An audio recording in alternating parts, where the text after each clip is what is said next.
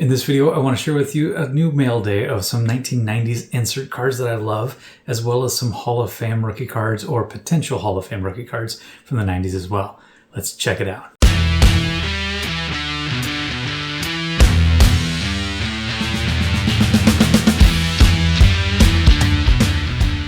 What is going on, everybody? Thanks for joining me back on my channel, Brutus on Baseball.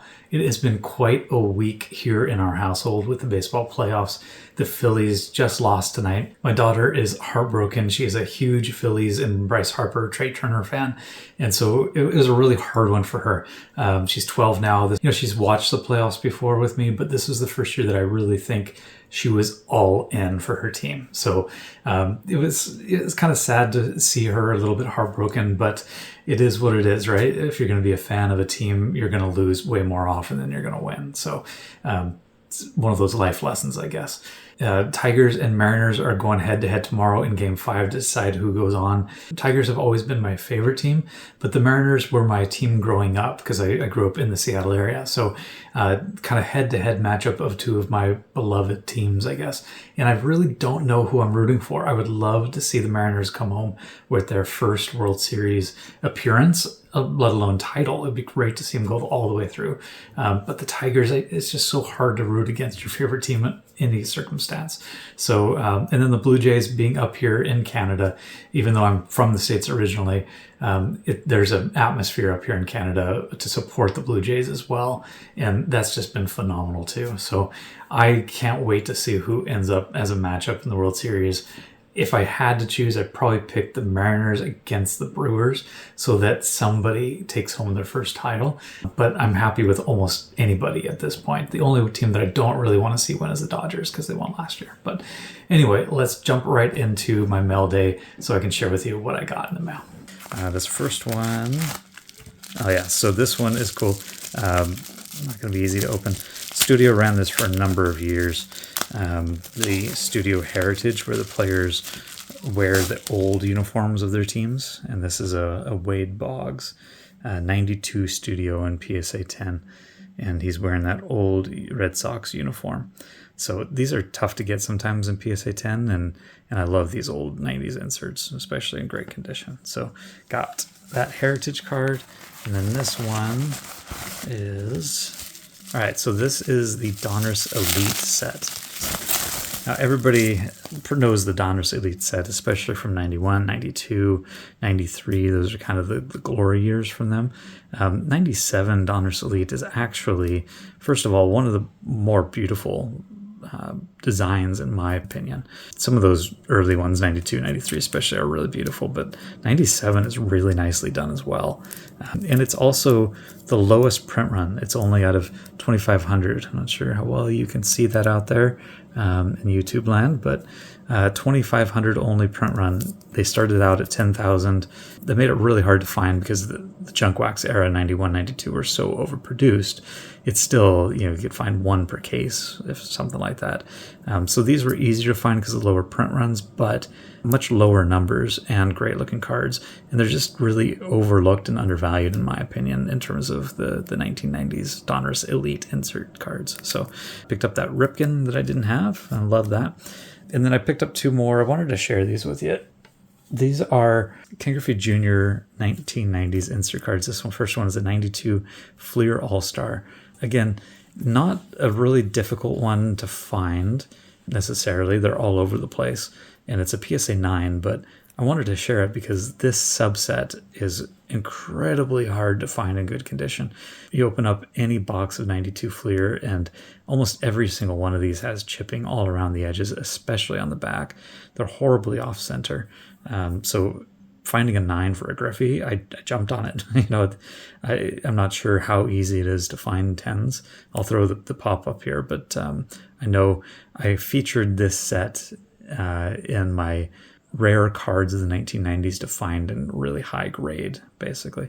This set is one of those, and I think Griffey has more than the other cards in that set in 10s, but still hard to find, and I jumped on a 9 when I saw it. So, and then the other one, 94 Gold All-Stars from Score.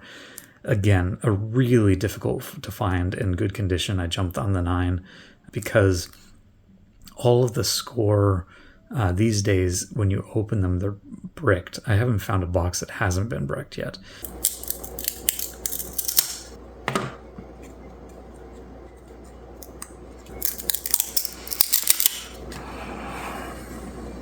And so they peel off onto one another, especially these Score Gold Stars. All of this gold foil on the front just peels off into the card in front of it and makes it really hard to find them in good condition now. So I think the best bet to be able to find them in good condition are things that people opened in 94, 95 and just kept in binders or soft sleeves or whatever all this time. And that's going to be your best bet. Opening new product now, or not new product, but opening the boxes now just doesn't really give you great condition cards. So two cool insert cards. I love these sets. Again, reminds me of my childhood, and picking up Griffies and Nines for pretty good prices. So I was happy to do that. Make some room. Got plenty of room to show here. So there's my insert cards. I'll move them down. Next up are my, these are my rookie cards. So first one, Jim Edmonds. So I've got the Jim Edmonds Topps Gold version. You can see the Topps Gold label and then the nameplate in gold. And then I got the Florida Marlins inaugural set as well. This came in factory sets, and the gold was inserted. So two different versions of a guy that I think should be a Hall of Famer. Jolly Olive made a really great video about center fielders of the 1990s, Edmonds being the first one, Andrew Jones and Kenny Lofton being the other two. Check that out. I'll put the link below. Great video. Just an amazing video.